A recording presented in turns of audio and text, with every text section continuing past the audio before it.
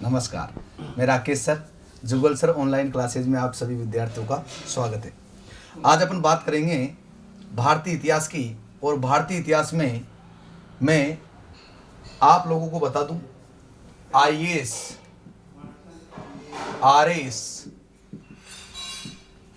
RPC first grade और second grade, SSC railway, SSC railway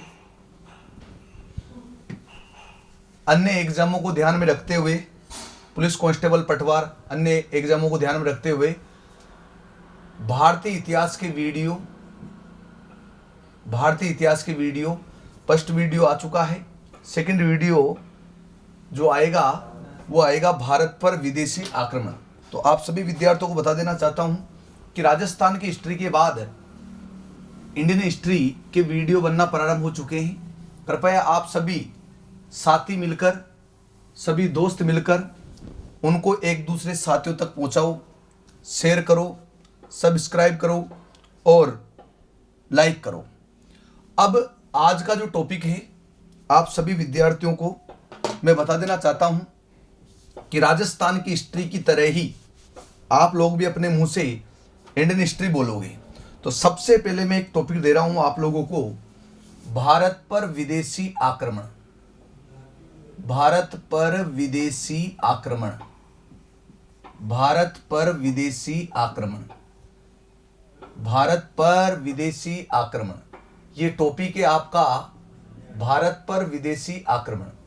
तो देखो मित्रों, भारत पर सबसे पहले जो विदेशी आक्रमण हुए थे उनमें फारस सबसे पहले था। तो आप लोग पढ़ोगे फारसी आक्रमण। भारत पर सबसे पहले जो आक्रमण हुए थे, विदेशी आक्रमण, उनमें फर्स्ट नंबर पर अगर कोई था तो वो था फारसी आक्रमण।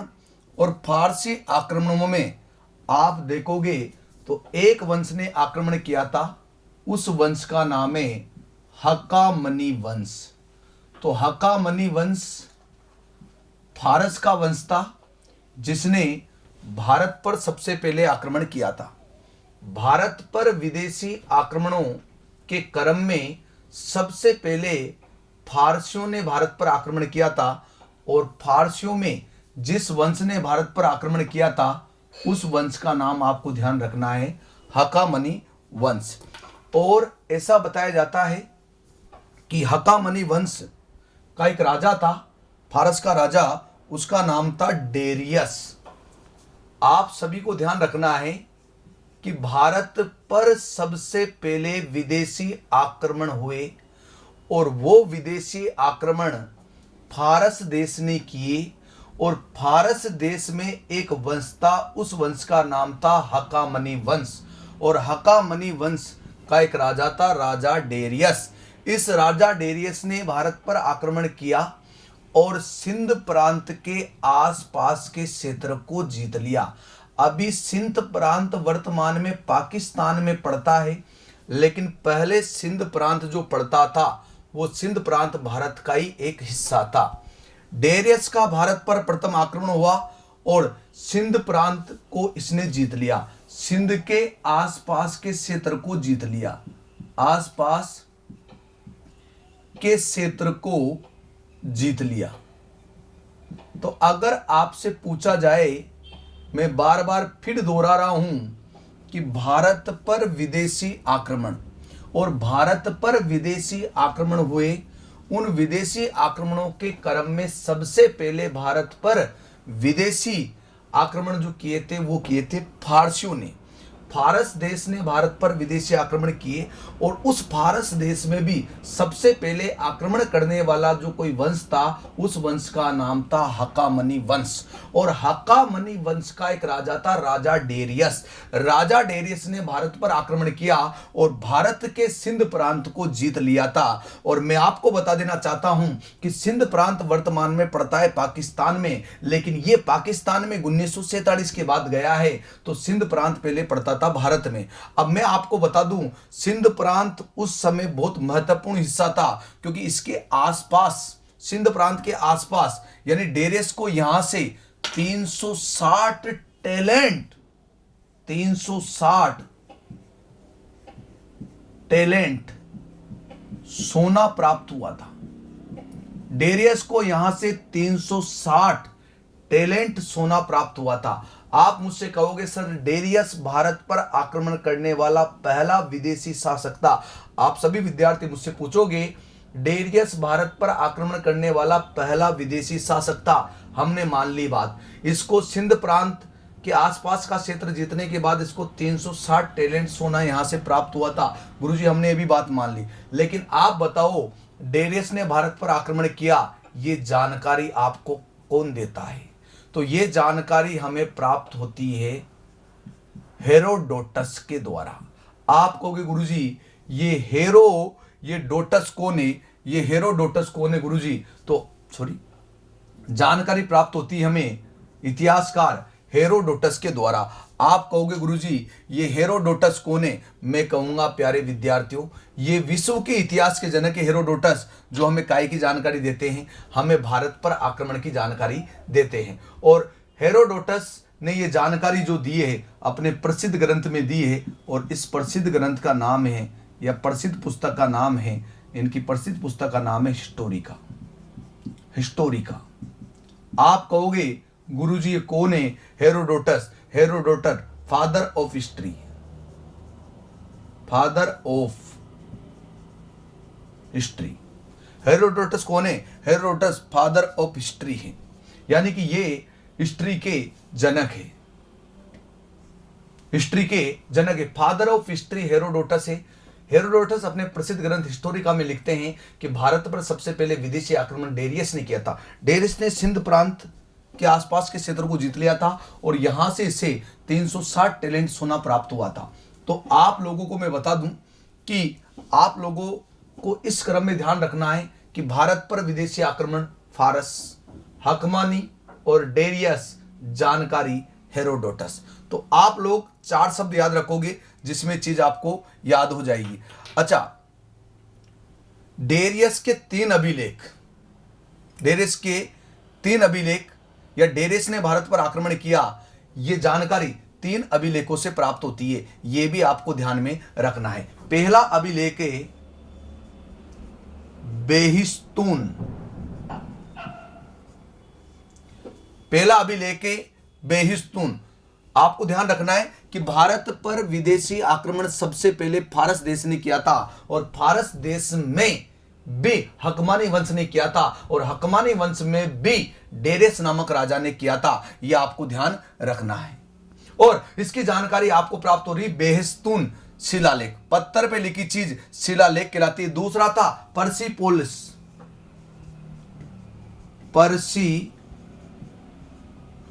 मैं आपको बता रहा हूं कि डेरियस का भारत पर आक्रमण हुआ, और उस आक्रमण की जानकारी कैसे मिलती है?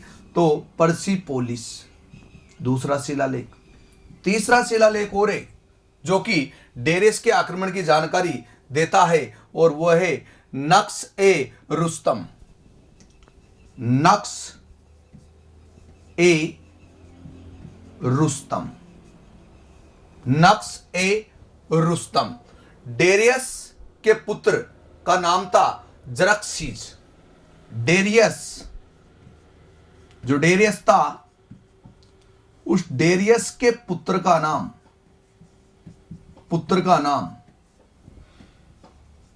जरक्सीज। और ये आगे चलकर जब डेरियस के बाद फारस की राजगद्दी पर बैठता है, तो इसने अपनी सेना में भारतीय तीर अंदाजों को शामिल किया था।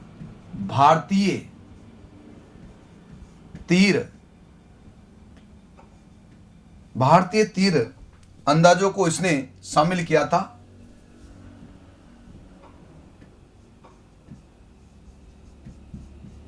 भारतीय तीरंदाजों को शामिल किया था अपनी सेना में।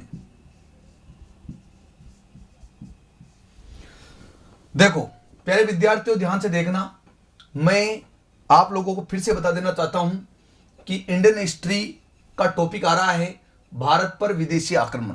क्रम से आपको ध्यान रखना है।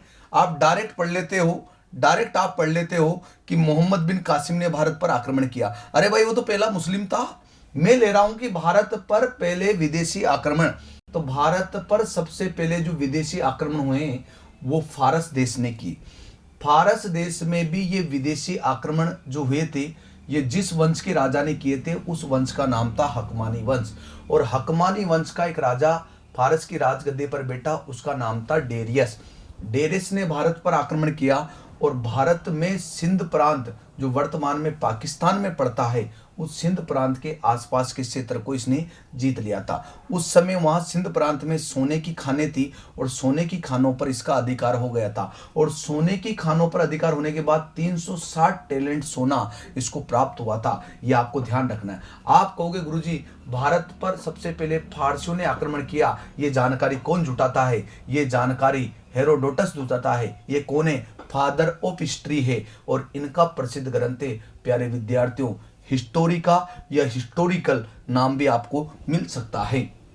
आप कहोगे कि भारत पर सबसे पहले विदेशियों ने आक्रमण किया, वो भी फारस के हकमानी वंश ने किया, वो भी डेरेस के द्वारा किया गया। ये जानकारी आपको मिली, लेकिन ये किससे मिली? तो आपको बता दें डेरेस के बारे में ये 3 शिलालेख आपको बताते हैं। बेहिस्तून, आपको याद रखना है, बेहिस्तून, पर्सिपोलिस, बेहिस्तून, पर्सिपोलिस और नक्श ए रुस्तम, नक्श ए रुस्तम, नक्श ए रुस्तम, पर्सिपोलिस और बेहिस्तून, ये तीनों शिलालेख आपको डेरियस के आक्रमण की जानकारी देते हैं। पत्थर पे लिखी चीज शिलालेख कहलाती है। ये तीनों शिलालेख आपको डेरियस के बारे में जानकारी देते हैं।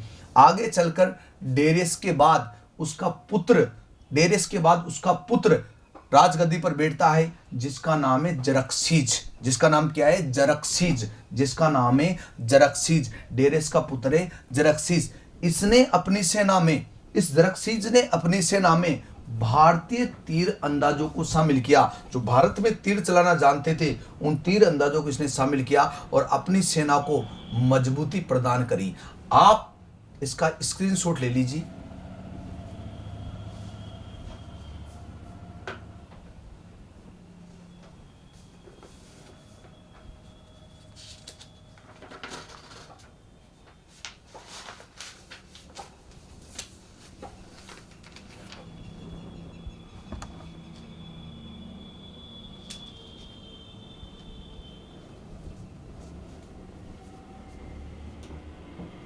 नमस्कार। तो मैं आपको बता देता हूं इसके बाद आगे वाली बात। तो आगे चल के क्या हुआ, भारत पर फारसी आक्रमणों का क्या प्रभाव हुआ कि वह भारत में फारस के लोग आए, फारसियों ने आक्रमण किया, उससे भारतीयों पर क्या असर हुआ वो आप लोगों को याद होना चाहिए। तो देखिए आप,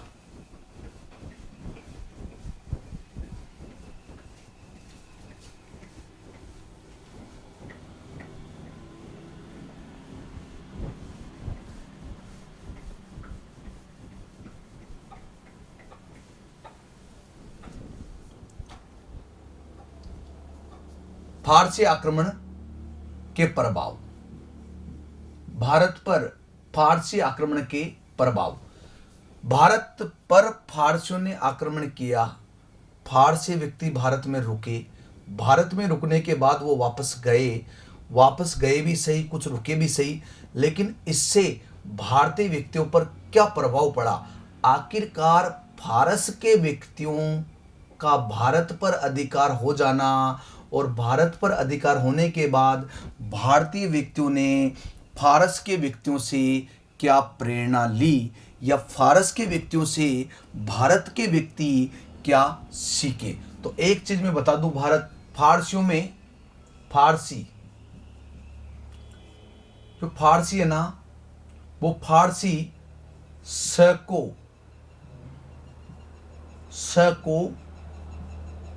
ह बोलते हैं।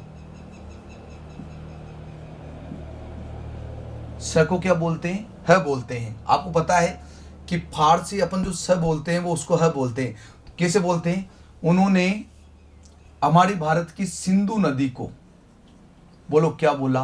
हिंदू नदी। हमारी भारत की सिंधु नदी को उन्होंने क्या बोला?